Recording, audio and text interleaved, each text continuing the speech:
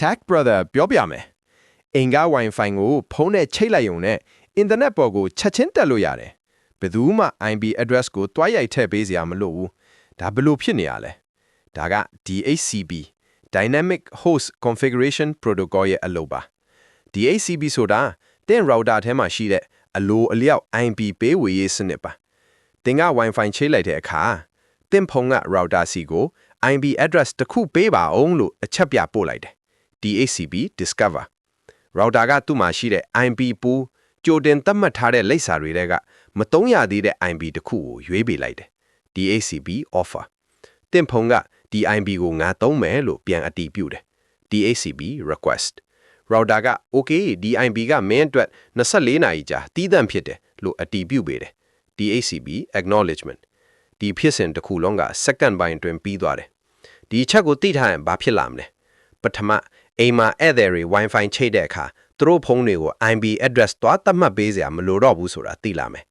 ဒုတိယ router ထဲဝင်ပြီး DHCP setting ကိုပြင်ဆင်တက်လာမယ်ဥပမာ IP ဘူးကို 192.168.1.10 ကနေ 192.168.1.200 အထိသတ်မှတ်ပေးနိုင်တယ်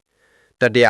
IP conflict IP address ချင်းတူပြီး internet ပြတ်တဲ့ပြဿနာကိုကြုံရင် DHCP ကြောင်းလား static IP သတ်မှတ်ထားလို့လားဆိုတာခွဲခြားတတ်လာမယ်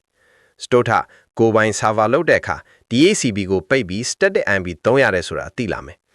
advantage အလိုလျောက်လုပ်ပေးတဲ့အတွက်အဆင်ပြေတယ် IP address တွေထပ်မကြပဲစနစ်တကျစီမံပေးတယ် disadvantage server တွေလိုအမြဲတမ်းတူညီတဲ့ IP လိုတဲ့ device တွေအတွက်မသင့်တော့ဘူး static IP သတ်မှတ်ရမယ်ဒီနေ့တင်ယူလိုက်တဲ့ DHCP ဆိုတဲ့အခြေခံဟာ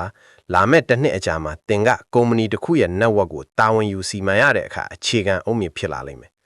တစ်နေ့9မိနစ်တပတ်3ချိန်တစ်လဆိုရင်တစ်နာရီတစ်နှစ်ဆိုရင်နာရီပေါင်း130လေ့လာပြီးသားဒီ130နာရီအတွင်းမှာတင်ဟာကုမ္ပဏီတစ်ခုရဲ့အခြေခံဘီသူကိုရေးဆွဲနိုင်လာမယ် router switch access point တွေရဲ့အလုပ်လုပ်ပုံကိုနားလည်လာမယ်အိမ်သုံးကုမ္ပဏီကနေအစစ်မြင့်ကုမ္ပဏီကုမ္ပဏီအထိစီမံခန့်ခွဲနိုင်လာမယ် network troubleshooting ကိုစနစ်တကျလုပ်တတ်လာမယ်ဒီချိန်လေးကိုယင်းနှိမ့်မြုံနှံထားရင်နောက်တစ်နှစ်မှာတင်ဟာ network engineer တယောက်ရဲ့အတွေ့အကြုံ3နှစ်စာကိုခြုံပြီးသိမ်းဆည်းထားနိုင်ပါပြီ